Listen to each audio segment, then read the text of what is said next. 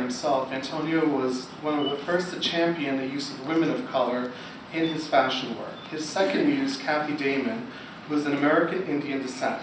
Her appearance in fashion magazines not only shocked the industry, it also influenced the world of fashionable teenagers cutting their hair and perming it to achieve her look.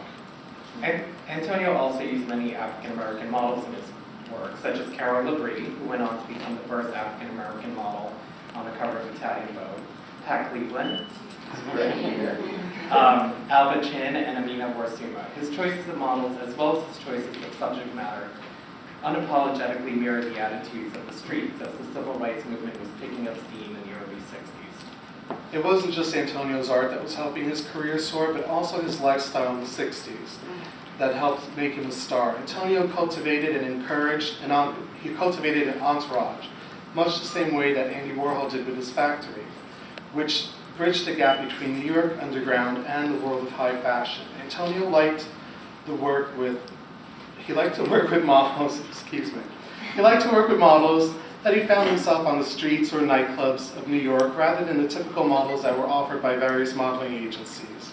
And they fueled his work. Antonio became increasingly social and active in the New York scene, started spending every night at Max's Kansas City and the Electric Circus, nightclubs populated by New York's nightlife scene, dancing and scouting models to sketch.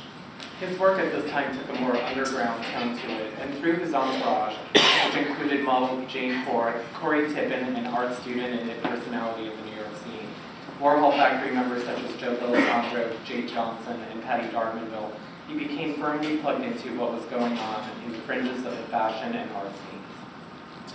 Antonio's work, entourage, lifestyle, and wardrobe made him a fashion celebrity. A first for any fashion illustrator.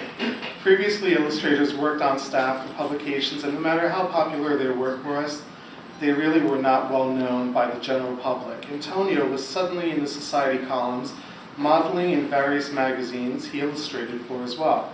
Whether this was a shrewd publicity move on Antonio and Juan's part, or whether it was just came naturally to them, is unknown, but his extravagant lifestyle ensured that his face and image became known beyond his art, and soon assignments from Europe started rolling in. Can we all just take a look at Corey's